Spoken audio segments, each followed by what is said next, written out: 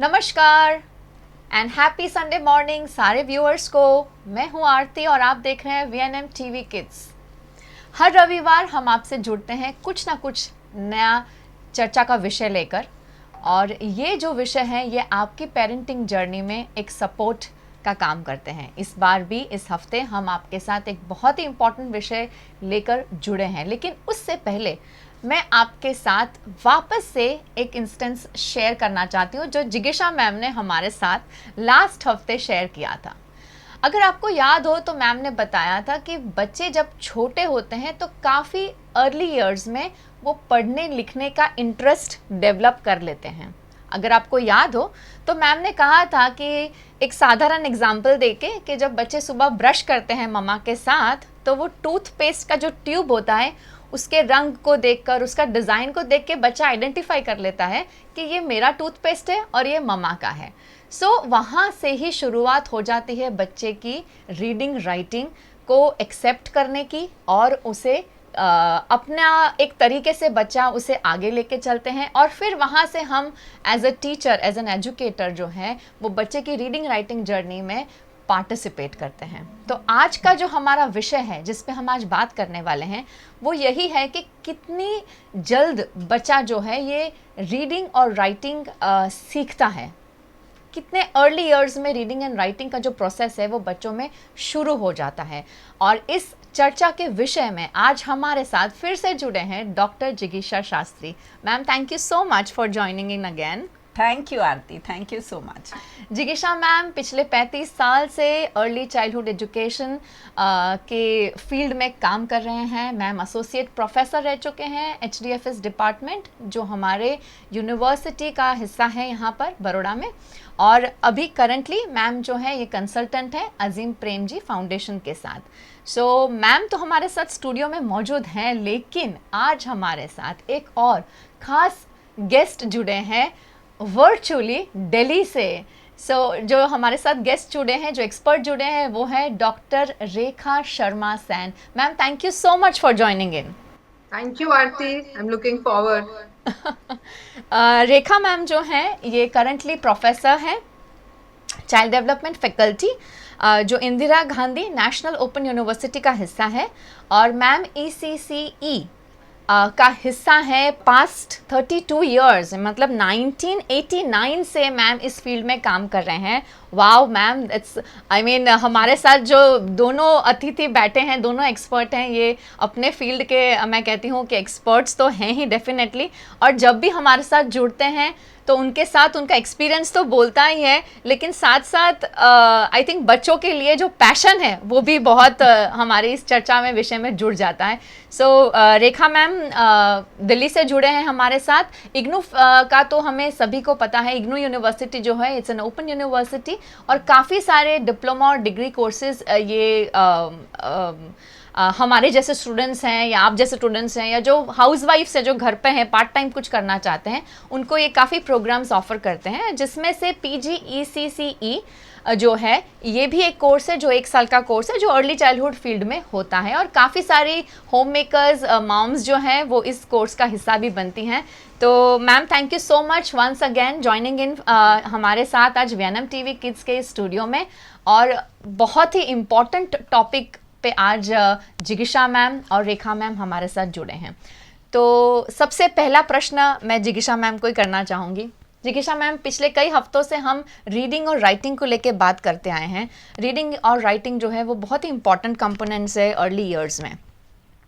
तो जहाँ हम बात करते हैं रीडिंग एंड राइटिंग की, तो क्या रीडिंग और राइटिंग जो है वो प्री स्कूल ईयर्स से ही स्टार्ट होता है? पहले तो मैं ये कहना चाहूँगी, जो मैंने पहले भी कह दिया है कि रीडिंग और राइटिंग दोनों इकट्ठे जाते हैं, ठीक है। और ये बहुत इंपॉर्टेंट प्रश्न पूछ लिया आरती आपने कि क्या वो प्री स्कूल ईयर्स से मानी 3 साल से शुरू होता है। तो रीडिंग राइटिंग जो जिसको हम ABCD या क ख ग का कहते हैं, उसके पहले भी बच्चे बहुत सारी ऐसी एक्टिविटीज़ करते हैं, ऐसी बिहेवियर शो करते हैं जो एक्चुअली रीडिंग राइटिंग का पहले का भाग है, राइट। और वो जो है वो प्रोसेस को हम इमर्जन लिटरेसी कहते हैं। ओके। इमर्जन लिटरेसी को जैसे ट्रांसलेट कर दिया तो हुआ इमर्जेंट मानी उभरता हुआ, और लिटरेसी मानी साक्षरता, तो उभरती हुई साक्षरता की बात कर रहे हैं। तो उभरती हुई जब बात करते हैं तो ऑटोमेटिकली वो प्रोसेस के बारे में बात हो जाती है। बिल्कुल सही। तो ये बात ये है कि कोई एक स्टेज ऐसी नहीं है या एक उम्र ऐसी नहीं है कि यही उम्र से शुरू हो जाएगा। Right. ये एक बड़ा प्रोसेस है जो धीरे से बच्चा स्लोली अनफोल्ड होता है, और ये सब प्रोसेसेस में से जाता है, तब जाके वो एक्चुअली जैसे हम वांचन लेखन कहते हैं या पढ़ना लिखना कहते हैं या रीडिंग राइटिंग कहते हैं, उस पे जाता है। Right. तो बहुत सारी क्रियाएं बहुत बचपन से, एक्चुअली बच्चा जब बॉर्न होता है तब से, जैसे कि Right. कैसे अनुभव है जिससे वो बच्चा ये सब पसार करके रीडिंग राइटिंग पे आता है। बहुत सही बता रहे हैं जिगीषा मैम। और I think as a parent, educator तो ज़रूरी है ही, लेकिन एज अ पेरेंट भी हमें ये समझना बहुत ज़रूरी है कि जब बच्चे ऐसे कुछ इंडिकेशंस हमें दिखाते हैं या ऐसे कुछ बिहेवियर्स शोकेस करते हैं, तो हमें आइडेंटिफाई करने में ये बहुत आसान हो जाएगा कि हाँ, ये शुरुआत है रीडिंग और राइटिंग की। जो नॉर्मली आजकल पेरेंट्स को ऐसे ही लगता है कि ABCD लिखा तो रीडिंग राइटिंग हो गई, या नंबर्स लिखे तो रीडिंग राइटिंग हो, या मेरे बच्चे ने कोई राइम गाई, इसका मतलब उसने लैंग्वेज पिकअप किया है।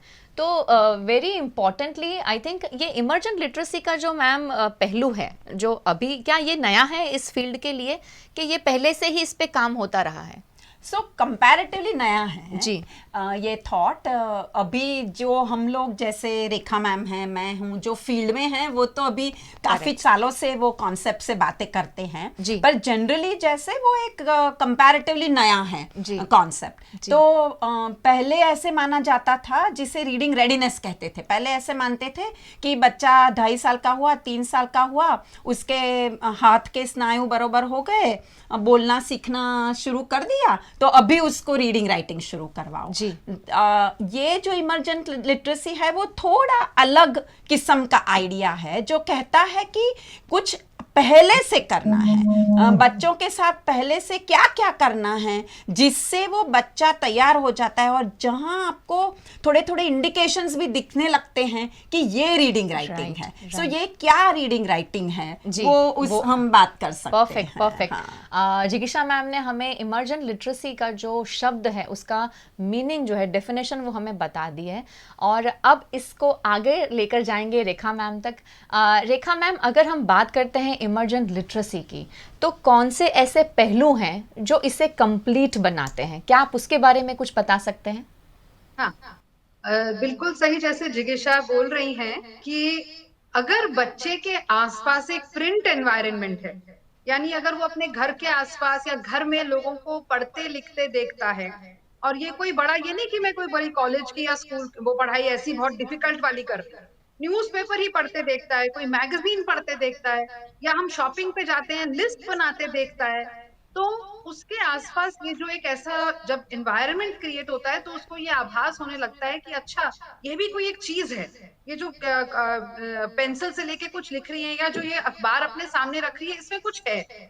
तो ऐसे में, और अगर खासकर पेरेंट्स ने उसके लिए, मान लो कोई किताब ले आते हैं, हम कुछ ले ही आते हैं अक्सर, साल भर का बच्चा होने लगता है, 1.25 साल, तो कुछ एक किताब हम ले आते हैं, चाहे उसमें पिक्चर्स ही ज्यादा हो, तो हम वो पिक्चर बच्चे को दिखाते हैं। अब जब बच्चा उस किताब को, मान लो आपने एक बार दिखाई और अगली बार आप देखते हैं बच्चा उसकी तरफ इशारा कर या बोल रहा है, अगर अभी 1-1.25 साल का है तो शायद कुछ शब्द भी ऐसे उच्चारण कर सकता है अगर उसको इंटरेस्ट है, तो यानी अब उसका एक इंटरेस्ट जनरेट हो रहा है इसमें, उसको जो एक है, जिसको हम कहते हैं फॉर्मल टर्म में अगर हम बोलेंगे इस फील्ड में, तो प्रिंट मोटिवेशन, यानी उसको अब बुक्स की तरफ एक इंटरेस्ट लग रहा है, उसको लगता है कि इसमें कुछ इंटरेस्टिंग सी बात है। हम इन चीजों को ध्यान नहीं देते हैं और बहुत छोटी मोटी चीजें समझते हैं। इनफैक्ट कई बार हो सकता है पेरेंट्स गुस्सा ही हो जाए, मेरे घर की दीवारें काली कर दी। मैं आपको वही बोलने वाली थी, बिल्कुल मैम, कि पेरेंट्स कई बार रेस्टलेस भी हो जाते हैं। जैसे आपने किताब पढ़ने का भी जो एग्जाम्पल उदाहरण दिया कि उल्टी पकड़ी है, तो कई बार पेरेंट्स, अरे ये क्या कर रहे हो, तुम्हें किताब पकड़नी भी नहीं आती है, पर एक्चुअली देखा जाए तो बच्चे को नहीं पता है कि किताब कैसे पकड़ी जाती है।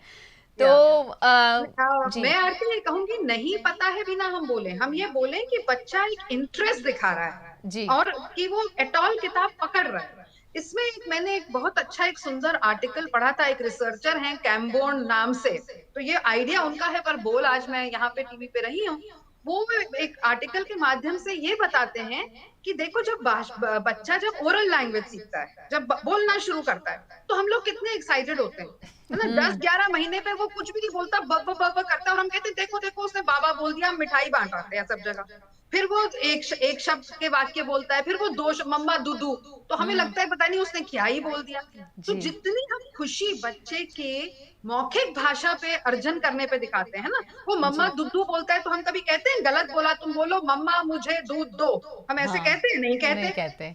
पर जब वो रीडिंग राइटिंग पे आती है तो हमारी एक्सपेक्टेशन होती है किताब भी सीधी पकड़े, पहले ही पहले पूरे के पूरे सीधे सेंटेंस बोल दे।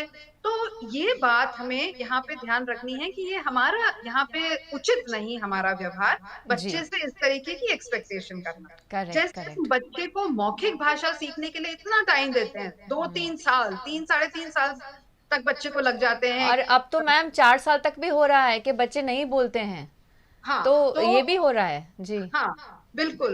तो उसमें इसमें भी हमें पेशेंटली लेके चलना है, और जो स्टेप्स हैं उनकी अवेयरनेस रहते हुए उन स्टेप से खुश होना है, करेक्ट। ना कि कहना है तुम तो बस इतना ही कर सकते हो, तुम्हें तो बस यही आता है। तो ये बहुत इम्पोर्टेंट वेरी बात है। इंपॉर्टेंट, बिल्कुल सही बता रहे हैं। और इसमें बात आती है, अगर आपको याद हो, जिगिशा मैम ने हमसे शेयर करी थी कि हर बच्चा अलग है, हर बच्चे के अंदर अपनी कैपेबिलिटीज है, तो उसे समय देना हम पेरेंट्स का एक फर्ज है, एक रिस्पॉन्सिबिलिटी है, क्योंकि हर बच्चे को अपने एक स्पेस में काम करने की लिबर्टी देना चाहिए, तभी आई थिंक वो बहुत अच्छे से खुलकर बाहर निखर के बाहर आएगा मैम। उसमें बहुत ट्रू आरती, कि ये देखना है हमें पेरेंट्स होके कि क्या है ये बच्चे को किसमें इंटरेस्ट है जी। ये जो थोड़े बच्चे हैं वो पहले से इंटरेस्ट दिखाएंगे बुक्स में, थोड़े हैं जो पेरेंट्स ट्राई करेंगे तो जाके थोड़े टाइम में करेंगे।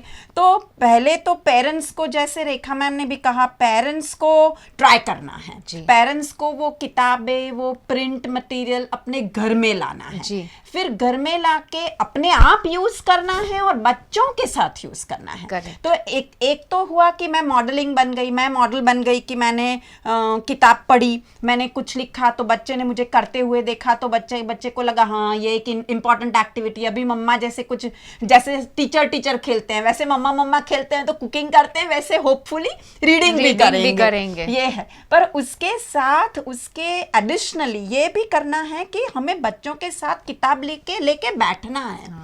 जब हम बैठेंगे, जैसे रेखा ने कहा, जब हम बैठेंगे, जब हम किताब खोलेंगे, जब हम अपना हाथ ऊपर से नीचे लाएंगे, तो बच्चे को भी पता चलेगा ऐसे किताब खुलती है, ऊपर से नीचे प्रिंट जाती है, लेफ्ट से राइट प्रिंट जाती है। तो ये सब जो स्किल्स है, ये इंपॉर्टेंट स्किल्स है।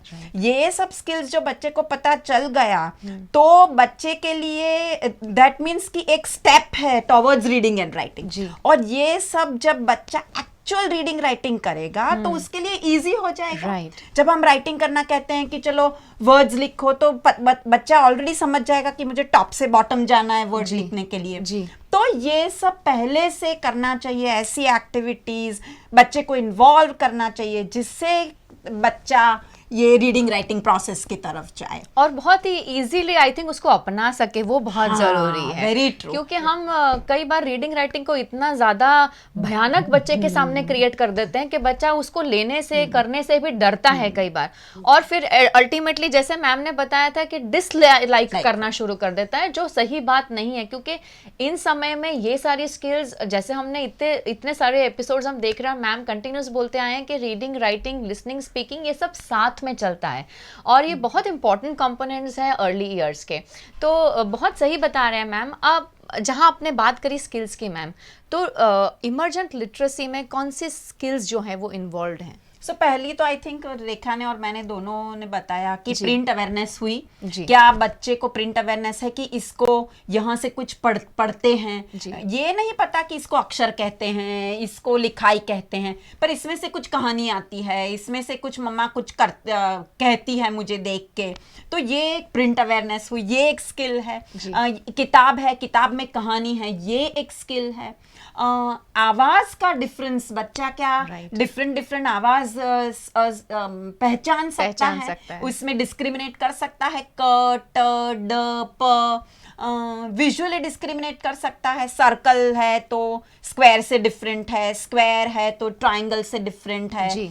जब ये विजुअल डिस्क्रिमिनेशन करेगा, ऑडिटरी यानी दृष्टि भेद करेगा, ऑडिटरी डिस्क्रिमिनेशन यानी आवाज की भेद करेगा, तो जाके बच्चे के कान पे जो पड़ेगा या बच्चा दिखेगा तो आगे जाके उसे वो डिस्क्रिमिनेट करने में A versus V versus W या आवाज में ट वर्सेस त वर्सेस ड, वो इजी हो जाएगा। ये सब स्किल्स बच्चे को करनी है। Another very very important thing that children need to read and write is vocabulary, शब्द भंडोल। शब्द क्या बच्चे के मगज में और यूज में, माइंड में और यूज करने में है, जितने शब्द बच्चे के पास है और वो अर्थपूर्ण शब्द है तो उसे रीडिंग राइटिंग इजी हो जाएगी। तो ये सब बेस है बहुत आगे जाने के बहुत सही लिए। बता रहे हैं आई थिंक। और बच्चों को हमें सुनने और बोलने के उतने एक्सपीरियंस भी देने चाहिए, क्योंकि कई बार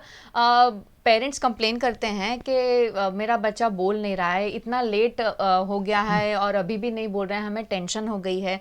तो कई बार मैं उनसे पूछती हूँ कि आप अपने बच्चे के साथ कितना इंटरेक्ट करते हैं एज अ पेरेंट, क्योंकि आई सी जब बच्चा वो आवाज़ें निकालता है, जब कुछ महीनों का होता है तो बैबलिंग करता है, कुछ ना कुछ बढ़ने की कोशिश करता है, तो एज अ पेरेंट जब हम उसको एक जब वो बोलता है तो हम भी सामने उसको बोलने की उसी रिस्पॉन्स में बात करने की कोशिश करते हैं, तो बच्चा बड़ा खुश होकर उसको समझता है और अगली बार फिर जब हमें देखता है तो वापस वो आवाज़ निकालने की कोशिश करता है कि मुझे वापस वो रिस्पॉन्स मिलता है कि नहीं।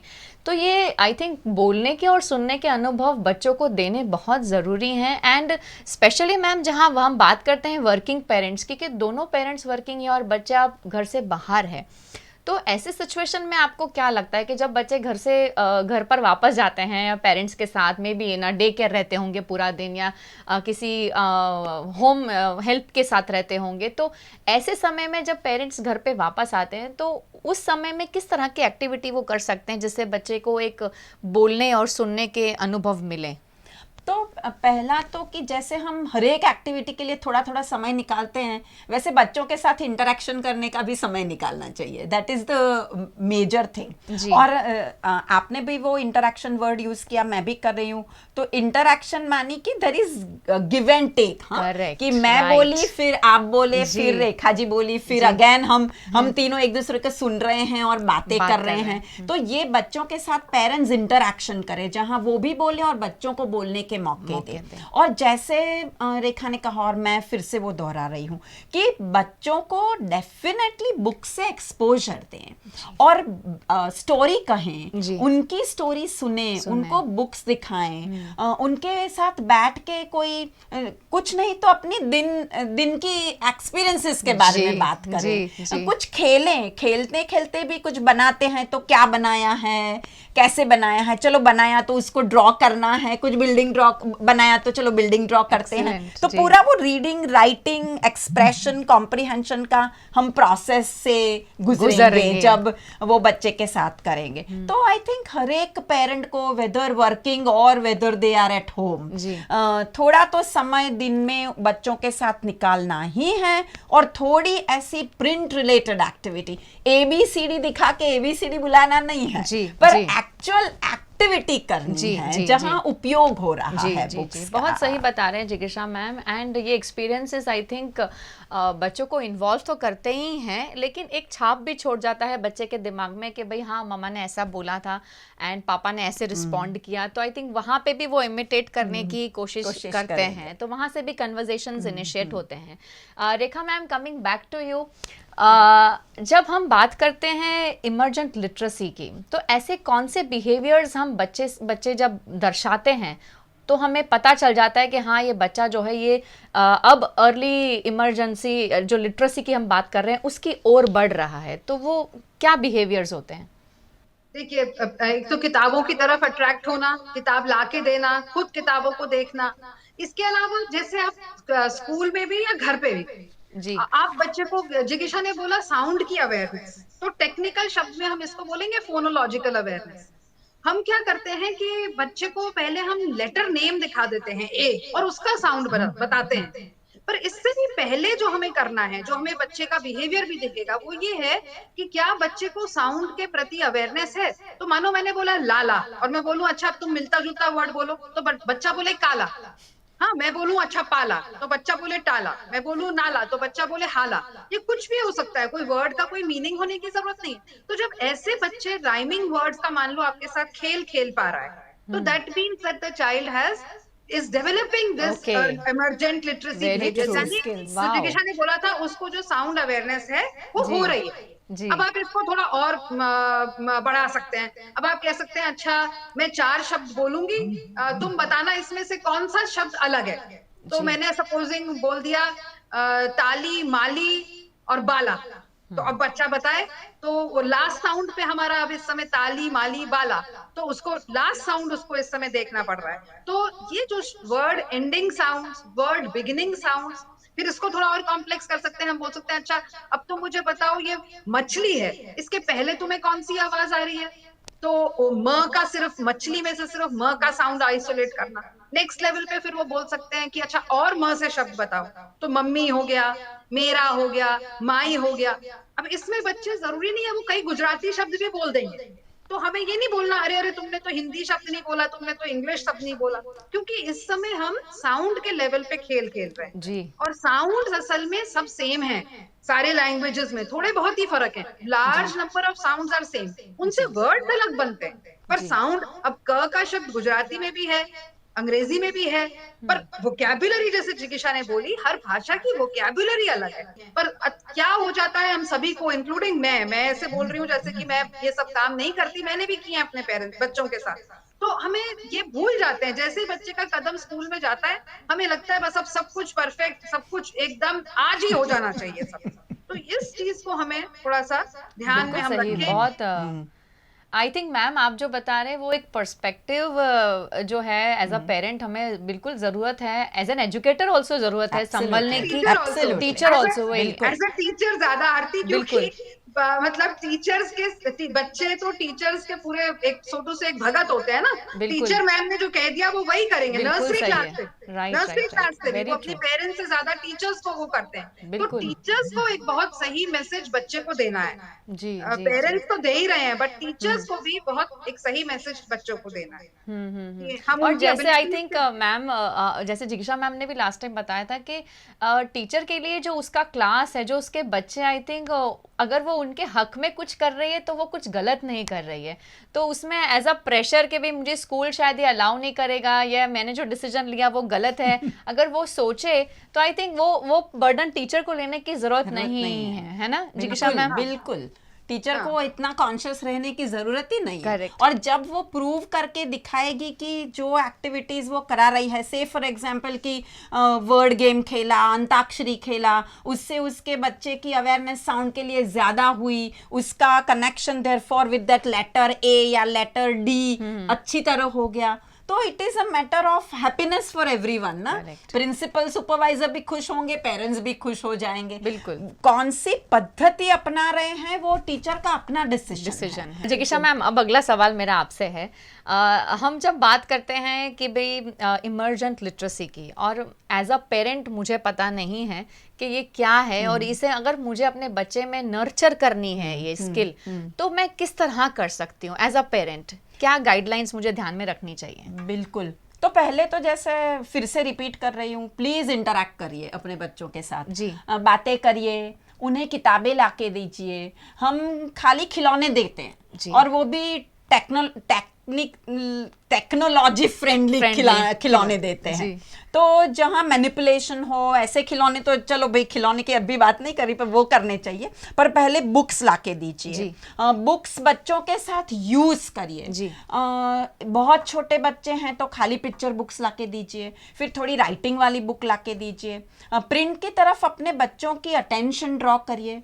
गेम्स खेलिए, जैसे अभी रेखा ने बताया वो म वाली गेम या साउंड वाली साउंड जी, गेम्स करिए। जी। सिंपल वो आई स्पाई जैसी गेम आती है, आई स्पाई ऐसे देख के नहीं करते हैं हम, और फिर डिस्क्राइब करते हैं, और फिर वो द वर्ड बिगिंस विद ग and it is glass, I mean if you describe हाँ, इट। right. तो ऐसी गेम्स खेलिए, अंताक्षरी खेलिए, सिंपल वो मेमोरी गेम, कार्ड्स बना दीजिए अल्फाबेट के, उल्टे रख दीजिए, जी। 2 कार्ड खोलें, सेम डिजाइन हो तो ले लो, सेम डिजाइन नहीं हो तो फिर से उल्टा कर दो।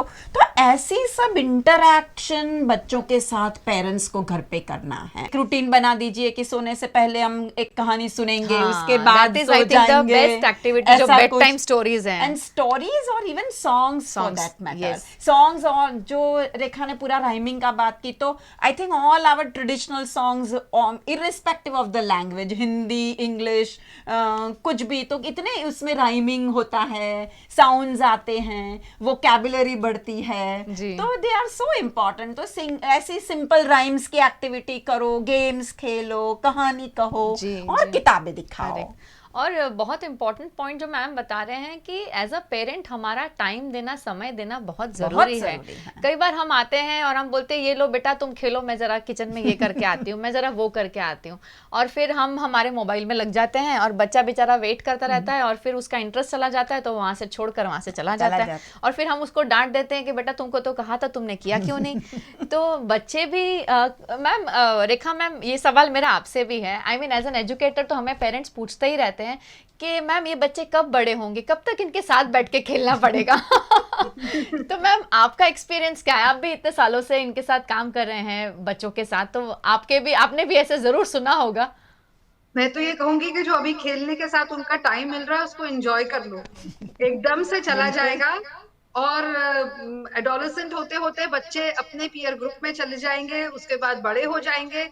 आपको उनके पास रहना जरूर पड़ेगा, उनकी कुछ ना कुछ जो भी मुश्किलें हैं वो सुलझाने के लिए, जी। परंतु इस समय इस बात को बोझ ना समझें, जी। इस समय इस बात को एंजॉय करें।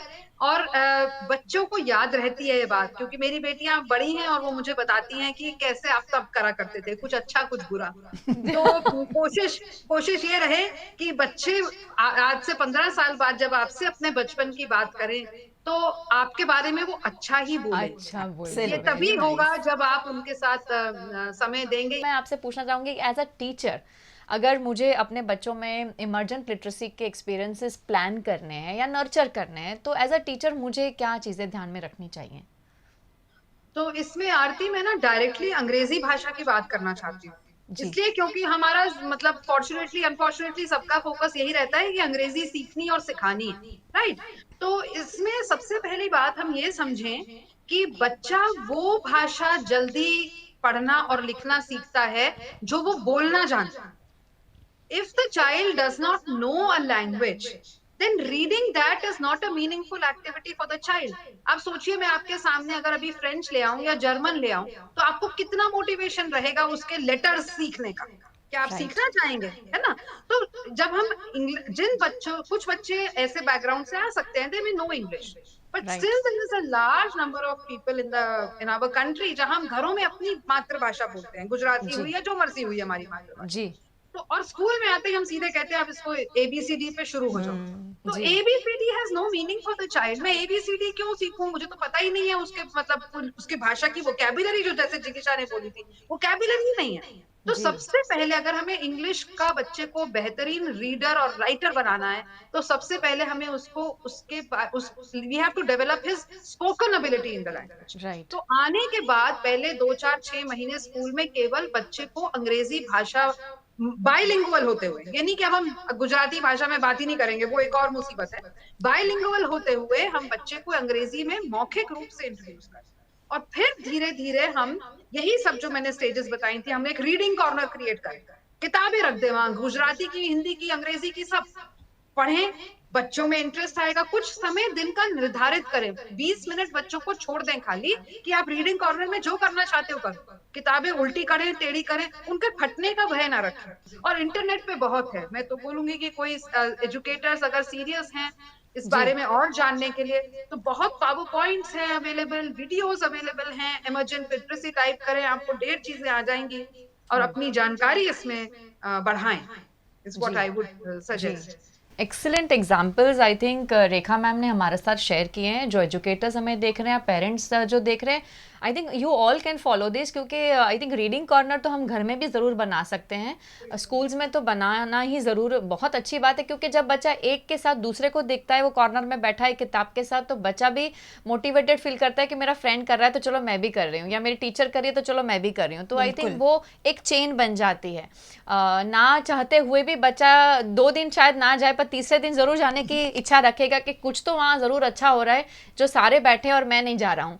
तो I think this is a excellent example जो रेखा मैम हमारे साथ शेयर कर रहे हैं। एंड लैंग्वेज की जहाँ मैम ने बात करी कि भाई जो हम इंग्लिश एक्सपेक्टेशन के साथ बच्चों को इंग्लिश मीडियम स्कूल्स में भी एडमिट करते हैं, एज अ पेरेंट हमने उनको कितना एक्सपोजर दिया है घर पे इंग्लिश के वर्ड्स के साथ, या हमने उनके साथ इंग्लिश वोकेबलरी में कहीं बात किया हो, जैसे हमने पानी हम बोलते हैं, भू बोलते हैं, हम मम्मम बोलते हैं, क्या हमने कभी वाटर बोला है उनके साथ? और हम एक्सपेक्ट करते हैं कि बच्चा स्कूल में जाए और इंग्लिश में बड़बड़ बड़बड़ करके बोलना उसको, why he is not talking in English, why she is not taking English. आपके स्कूल तो इंग्लिश मीडियम है, जिकिशा मैम इसमें क्या कहेंगे आप? ये बात है कि हाँ, बहुत एक्सपेक्टेशन एकदम से कर देते हैं, जो राइट नहीं है। बच्चा पूरा उसका एनवायरनमेंट जो है वो भाषा में तो बहुत समृद्ध है जी। तो वो भाषा क्या हम अप्रिशिएट करते हैं? राइट। वेदर मैं हिंदी बोलती हूँ मेरे घर में या गुजराती बोलती हूँ, उसमें मेरी वोकेबुलरी अच्छी है, उसमें मैं कॉन्वर्सेशन कर सकती हूँ, तो उसको अप्रिशिएट करना है। फिर जैसे रेखा ने कहा स्कूल में जाए तो थोड़ा टाइम दीजिए, थोड़ा वो टीचर के साथ इंटरैक्ट करेगा, वो करेगी या करेगा, नई भाषा सीखेंगे, धीरे धीरे शब्द सीखेंगे, साउंड सीखेंगे, मिक्सिंग होगा, तब जाके एक टाइम होगा जब वो नई भाषा पिकअप करेगी। एकदम से वो फर्स्ट डे जाए और आप समझे कि थर्ड डे पे वो पट पट पट इंग्लिश में आपसे बात करने लगे, वो कभी होने ही नहीं वाला। तो पेरेंट और टीचर दोनों को पेशेंस रखनी है, बहुत पेशेंस। और इसी को लगता मेरा नेक्स्ट सवाल आपसे यही है मैम, कि अगर आप टीचर्स को कुछ मैसेज देना चाहते हैं इस माध्यम से, तो वो मैसेज क्या होगा?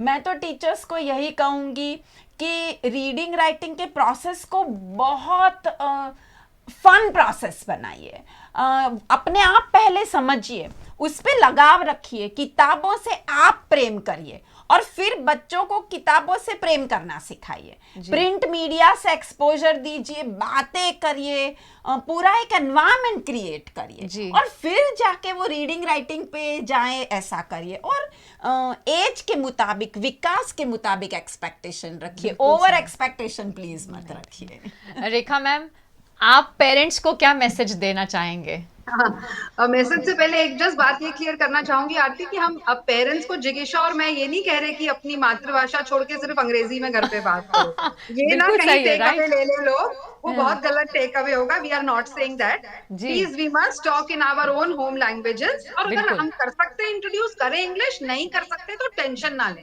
मतलब parents don't have to enrol themselves in an English speaking course to teach English to the child, that is not required.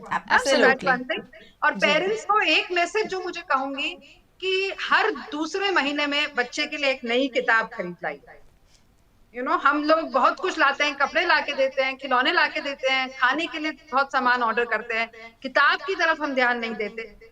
एक रूल बना लीजिए कि महीने की पहली सैलरी से 150 रुपए की एनबीटी सीबीटी की किताबें बहुत बढ़िया है, बिल्कुल वो ग्रेडेड होंगी, कोई बहुत महंगी नहीं हमें खरीदनी, पर एक नई किताब बच्चे को हम एंथुसियास्टिकली लाए, देखो आज मैं इस बार तुम्हारे लिए क्या लाई हूँ, तो उससे बहुत इससे एक इफेक्ट रहेगा। और पहले माँ बाप ये किया करते थे क्योंकि और बहुत सारी चीजें होती नहीं थी लाने के लिए, है ना, पर अब चीजें इतनी सारी हो गई हैं और लाने के लिए, तो किताबें कहीं पीछे चली गई। तो अगर हम चाहते हैं कि मेरा बच्चा रीडर बने, तो हम खुद बच्चे को किताबें खरीद के दें, वो किताब उसके साथ पढ़े, ये नहीं कि वो लाके उसके ऊपर छोड़ दें। तो मेरा तो यही मैसेज रहेगा पेरेंट्स को। बहुत सही बताया जिगीशा मैम ने और रेखा मैम ने, जितने भी पॉइंट्स आज हमारे साथ डिस्कस किए, और ये जो नया फील्ड जिसकी बात हम आज कर रहे हैं, इमर्जेंट लिटरेसी की, I think as an educator, as a parent बहुत इंपॉर्टेंट है हमें ये समझना। और ये चीज़ों की शुरुआत जो है सबसे पहले घर पर ही होने वाली है, क्योंकि जब बच्चे छोटे हैं तब उनके बिहेवियर से हम किस तरह हमें समझ में आ जाए कि हाँ हमारा बच्चा लिटरेसी की ओर जा रहा है, और हमें उसे ऐसे एक्सपीरियंस देने चाहिए ताकि वो मोटिवेटेड फील करे, एनकरेज्ड फील करे, और उसकी जर्नी का पार्ट भी हमें ज़रूर बनना है। और जैसे मैम ने बताया कि मदर टंग आपकी सबसे ज़्यादा इम्पॉर्टेंट है, उसका एक्सपोजर तो हमें देना ही है बच्चों को। लेकिन एज अ पेरेंट जब हम सोचते हैं कि हमारा बच्चा इंग्लिश मीडियम स्कूल में जाए तो डेफिनेटली आप उसे एडमिट कीजिए, लेकिन एक्सपेक्टेशंस बहुत लो रखिए, क्योंकि पहले अभी तक हमने आज बच्चे को इंग्लिश का कोई एक्सपोजर दिया नहीं। अभी तक हम उसको घर में मदर टंग से ही बात कर रहे थे। तो gradually I think once he starts going to school, उसको धीरे धीरे जब वो दूसरों को सुनेगा, अपनी टीचर को सुनेगा, तो उसे रिलेट भी कर पाएगा, और वहाँ से फिर वो उसके वर्ड्स पिकअप करके ही विल स्टार्ट स्पीकिंग। तो थोड़ा पेशेंस एज अ पेरेंट हमें भी रखना बहुत ज़रूरी है। बच्चों से बहुत एक्सपेक्टेशंस ना करें, क्योंकि हम भी उस दौर से गुजर चुके हैं। हमारे दौर में चीज़ें बहुत सिंपल थी, इतनी कंपटीशन, इतना एक्सपेक्टेशंस नहीं थे। पर आजकल के बच्चों से हम बहुत एक्सपेक्ट करते हैं कि हमारा बच्चा पढ़ाई में भी अच्छा हो, लिखाई में भी अच्छा हो, म्यूजिक में भी अच्छा हो, स्पोर्ट्स में भी अच्छा हो, आर्ट एंड क्राफ्ट में भी अच्छा, डांस तो उसको आना ही चाहिए। आई थिंक हम उन्हें क्या बनाने के लिए रेस में एक जुड़ गए हैं मैम। मैं एज अ पेरेंट तो मैं बोल ही रही हूँ, पर as an educator also I feel कि कई बार हम उसको बचपन में जब बच्चा मस्ती करता है ना, शायद उतना स्पेस भी हम उनको नहीं देते हैं। वेरी ट्रू, नहीं देते हैं। और हम इतने हफ्तों से हम बात करते आए हैं कि बच्चों को खेलने की एक्सपीरियंसेस होने चाहिए, बहुत इम्पोर्टेंट है। एब्सोल्युटली, खेल खेल में जो सीखेंगे वो अनुभव कहीं नहीं मिलेंगे उनको। Very true. तो इतना इम्पोर्टेंट है कि छोटे बच्चे को हम खेलने के मौके दें। एक्चुअली खेल खेल में बच्चे रीडिंग राइटिंग भी सीख जाते हैं। जी। वो जैसे पहले गुजराती में पगथिया कहता था, 1 2 3 लखीने, then you throw that dice and then jump करके, you learn numbers. I mean खेल खेल में ही इतना सारा सीखते हैं। Very true. तो खेलने के मौके तो देने ही चाहिए। So parents, thank you so much हमारे साथ जुड़ने के लिए। और सबसे बड़ा thank Rekha ma'am, all the way from Delhi. Thank you so much for your time ma'am. And obviously जिगीशा ma'am, क्योंकि जिगीशा मैम अब हमारे प्रोग्राम का एक पार्ट बन चुके हैं, and she is always ready. जब भी उन्हें बोले मैम हमेशा तैयार रहते हैं। तो ma'am thank you so much. Thank you. And thank you Rekha ma'am. Thank you, Aarti. I really enjoyed connecting with the parents through Jigisha. So I'm really grateful to both of you for having me on board, for Jigisha to make the efforts to connect me with all of you. I really enjoyed. It was a pleasure, ma'am. Thank you so much for your time. And जो parents हमें पहली बार देख रहे हैं, please VNM TV kids के channel को subscribe कर लीजिए, उसे लाइक कीजिए। अगर आपको हमारी सारी बातें, ये चर्चाएं अच्छी लग रही हैं, शेयर करिए अपने फ्रेंड्स के साथ, ताकि ये सारी चर्चाएं आपको और कहीं नहीं मिलेगी, क्योंकि ये एक्सपर्ट्स बोल रहे हैं। हम गूगल से नहीं लेकर आए हैं किसी को। हमारे पास एक्सपर्ट्स हैं जो इस फील्ड में इतने सालों से काम कर रहे हैं, जो इतना आई थिंक अच्छा काम कर रहे हैं, इतने अच्छे टीचर्स को ट्रेन कर रहे हैं। जिस तरह का इनका माइंडसेट है, अगर हम थोड़े पेरेंट्स भी अगर इनको समझें और इसमें चेंज लाने की कोशिश करें, तो सोसाइटी में परिवर्तन ज़रूर आएगा। और हम हमेशा परिवर्तन सामने वाले से एक्सपेक्ट करते हैं, हम हमारे से कुछ भी नहीं करते हैं। तो हम क्यों ना पहले बनाएं, हम क्यों ना चेंज लाएं पहले अपने पेरेंटिंग स्टाइल में, अपनी टीचिंग स्टाइल में, और उसके बाद किसी से एक्सपेक्ट करें। तो हमारी इस मुहिम में जो हम VNM TV के किड्स की एक हमेशा की एक ऑब्जेक्टिव रहा है कि आपकी पेरेंटिंग जर्नी को स्मूथ तो हम बना ही रहे हैं, लेकिन हम उसको और अच्छा आपके लिए पॉजिटिव बनाने की कोशिश कर रहे हैं, ताकि जैसे रेखा मैम ने बताया कि जब बच्चे बड़े हो जाएं और 15 साल के बाद आपको याद करें, अपने बचपन को याद करें, तो उनके दिमाग में उसकी मीठी यादें हों, अच्छी मेमोरीज हो सबके साथ डिस्कस करने के लिए। अगले हफ्ते आपसे फिर मुलाकात होगी। Thank you so much everybody. नमस्कार।